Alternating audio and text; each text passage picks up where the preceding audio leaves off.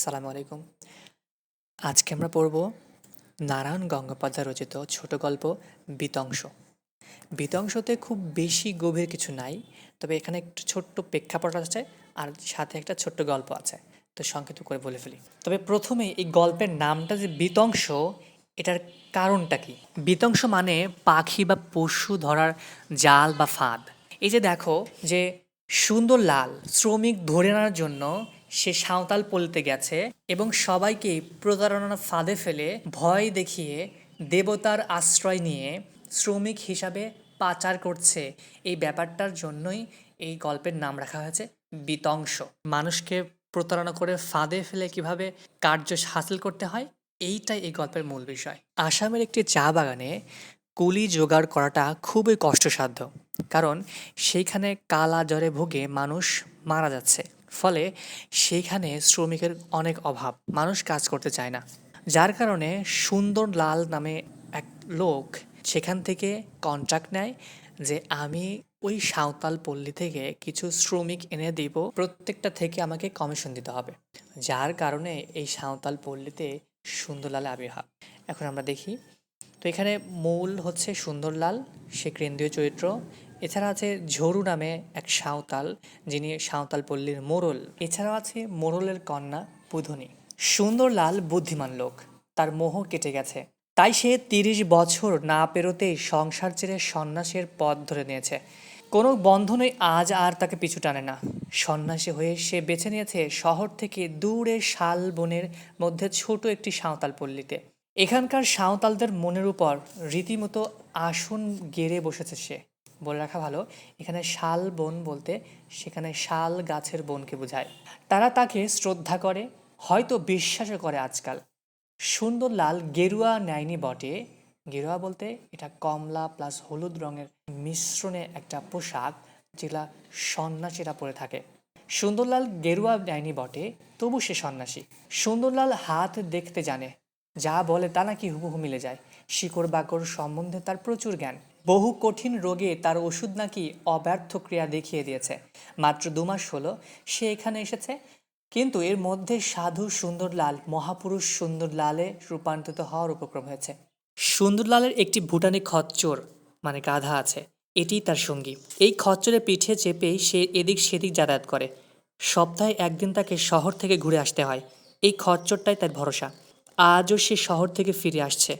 বহুদূর থেকে আসতে হয়েছে, খচ্চরটারও পরিশ্রম হয়েছে খুব। এজন্য শালবনে সাঁওতাল পল্লীর কাছাকাছি এসে সে খচ্চরের পিঠ থেকে এক হাতে খচ্চরটার দড়ির লাগামটা ধরে ধীরে ধীরে হেঁটে আসতেছিল সুন্দরলাল। পথিমধ্যে সাঁওতালদের মোড়ল ঝড়ুর সাথে দেখা হয়। সে হরিয়াল পাখি শিকারে গিয়েছিল। এখানকার সকলেই সুন্দরলালকে বাবা ঠাকুর বলে ডাকে। মোড়লও সুন্দরলালকে খুবই শ্রদ্ধা করে। সুন্দরলাল সবসময় একটা আধ্যাত্মিক ভাব বিরাজ করে রাখে নিজের মধ্যে। ঝরু সুন্দরলালের কাছে জানতে চাইল যে সে কোথায় গিয়েছিল। তখন সুন্দরলাল বলল, পাশের গ্রামে একজনকে ভূতে ধরেছিল, সেই ভূত ছাড়িয়ে দিয়ে আসলো সে। ভূতের কথার প্রেক্ষিতে সে নিজের অতীত সম্পর্কেও একটু বনে নিল। সে বলল, হিমালয়ের চূড়োর ৫০০ বছর ধ্যান মগ্ন করেছেন নাঙ্গা বাবা। সেই নাঙ্গা বাবার শিষ্য সে। সেবার সুন্দরলাল পশুপতির মন্দিরে বসে ধ্যান করছিল। তার ধ্যানে খুশি হয়ে হঠাৎ সেখানে নাঙ্গা বাবা এসে গেল। সে এসে সুন্দরলালকে বলল, যা, তোর হয়ে গেছে, তুই আজ থেকে সিদ্ধিপ্রাপ্ত হলি। সেদিন থেকেই সুন্দরলাল সন্ন্যাসী হয়েছে। এসব কথা শুনে ঝরু আরও অবাক হয়ে গেল। সুন্দরলালের প্রতি ভক্তি আরও বেড়ে গেল। এরকম ঝরুর সাথে বিভিন্ন কথা বলতে লাগতে সুন্দরলাল গ্রামের দিকে এগোতে লাগলো। আজ এখানে নাচের অনুষ্ঠান হচ্ছে। ঝরু সুন্দরলালকে নাচ দেখার আমন্ত্রণ জানালো। সুন্দরলাল আপত্তি না জানিয়ে নাচ দেখতে চলে গেল। অনুষ্ঠানে ২ জন পুরুষ মাদল বাজাচ্ছিল এবং ১০-১২টি মেয়ে নাচছিল। সুন্দরলালের জন্য সুন্দর একটি আসন নিয়ে আসা হলো। সেখানে বসে সুন্দরলাল মেয়েদের নাচ দেখছিল এবং মহুয়ার ফুলের মদ পান করছিল। হঠাৎ একটি মেয়ের নাচ সুন্দরলালের দৃষ্টি আকর্ষণ করলো। মেয়েটি কার এটা জানতে চাইলে ঝরু বলে যে মেয়েটি তার নিজের, নাম বুধনি। সুন্দরলাল বুধনিকে ডেকে ২টি টাকা দিল মিঠাই খেতে এবং রহস্যজনকভাবে বলল, তুই এখানে পড়ে আছিস কেন বুধনি? তোর যে কপাল খুবই ভালো। নাঙ্গা বাবার কথা যদি সত্য হয় তাহলে শহরে গিয়ে তোর কপাল খুলবে। এই কথা শুনে বুধনি খুব খুশি হলো। সকলে বেশ অবাক হলো এবং বাকি মেয়েরাও সুন্দরলালের কাছে এসে তাদের ভবিষ্যৎ সম্পর্কে জানতে আগ্রহী হলো। সকলেই জানে সুন্দরলাল সন্ন্যাসী মানুষ, তাই তার ভবিষ্যৎবাণী বা দৈব বাণীটা মিথ্যা হবে না। পরদিন সকালবেলা সুন্দরলাল তুলসীদাস পড়ছে। তুলসীদাস সাধারণত সাধকরা পড়ে। তখন তিলক সাঁওতাল এসে দেখা দিল। নাঙ্গা বাবার আশীর্বাদের জোর আছে সুন্দরলালের উপর। এজন্য এই গ্রামের সকল লোকেই সমস্যা হলে সুন্দরলালের কাছে আসে সমাধানের জন্য। আজ তিলক এসেছে এমন এক সমস্যা নিয়ে। সে বান মারতে চায় পাশের গ্রামের ডোমন মাঝিকে। সুন্দরলাল বলল, হয়ে যাবে। সে এর আগেও অনেককেই তো বান মেরেছে। তার বান একেবারে অব্যর্থ। সুন্দরলাল শনিবার সিঁদুর ও ফুল নিয়ে আসতে বলে তিলককে চলে যেতে বলল। তিলক চলে গেলে সুন্দরলাল ভাবতে থাকে, তার কাজটা খুবই ধীর গতিতে হচ্ছে। এমনভাবে চলতে লাগলে সে যে কাজের জন্য এখানে এসেছে সেই কাজটা করতে বছর পার হয়ে যাবে। তখন সে সাহেবের কাছে কি জবাব দিবে? এজন্য কাজটাকে আরও দ্রুত কীভাবে করা যায় সেই কথাই ভাবছে সুন্দরলাল। তার মানে যে সে প্রতারণা নিয়ে আসছিল এখানে, যে কন্ট্রাক্ট নিয়ে আসছিল, সেই কাজটা যদি সে বছরের পর বছর লাগিয়ে দেয় তাহলে তো তার মালিকের কাছে জবাব দিতে হবে, তাই না? সো সে ভাবছিল কিভাবে কাজটা অনেক দ্রুত করা যায়।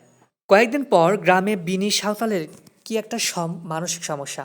এজন্য সেখানে তারা তাদের দেবতা শিং বোঙার পূজা করছে। পূজায় মুরগি বলি দেওয়া শেষ হয়ে গেছে, এখন নাচ হচ্ছে। হঠাৎ সেখানে সুন্দরলাল এসে উপস্থিত হলো। সে এসে মহুয়া ফুলের মদ খেয়ে শিং বোঙার কালো পাথরটার গায়ে যেখানে মুরগি বলি দিয়েছে সেখানে রক্ত এবং সিঁদুর লেগে আছে, সেখানে টলতে টলতে এগিয়ে গিয়ে সোজা পাথরটার সম্মুখে আছড়ে পড়ল। কয়েক মুহূর্ত পরেই সুন্দরলাল উঠলে দাঁড়ালো। জামায় খানিকটা ধুলোর দাগ, একটু আগেই পান খেয়েছিল। মুখের দুপাশে খানিকটা লাল রঙের গ্যাজলা বা লালা বের হয়ে আছে। সকলের উপর দিয়ে একবার তীক্ষ্ণ দৃষ্টি বুলিয়ে নিয়ে হঠাৎ সে তাণ্ডব তালে নাচতে শুরু করলো। সকলে ভাবতে লাগলো সুন্দরলালের উপর হয়তো শিং বোঙার ভর করেছে। হঠাৎ সে নাচ থামিয়ে দিল। ভয়ঙ্কর স্বরে সে ঝুড়ুকে বলতে লাগলো, আমি শিং বোঙা বলছি, তোদের গায়ে মোড়ক লাগবে, একটি প্রাণীও বাঁচবে না, মরে সব শেষ হয়ে যাবে। করম দেবতার রাগ পড়েছে তোদের উপর। তোরা নাঙ্গা বাবার শিষ্য এই সাধু সুন্দরলালকে আঁকড়ে ধর, ও তোদের পথ দেখিয়ে নিয়ে যাবে। ঘর বাড়ি ছেড়ে ওর সঙ্গে তোরা উত্তরে চলে যা। সুন্দরলালের চোখ দুটো রক্তে ভিজিয়ে আনা। সেই দুটো চোখের ভেতর সাঁওতালরা যেন সম্ভাব্য মহামারীর প্রতিচ্ছবি দেখতে পেল। পরদিন সকালে সুন্দরলালের সাথে শহরের দিকে যাত্রা করলো।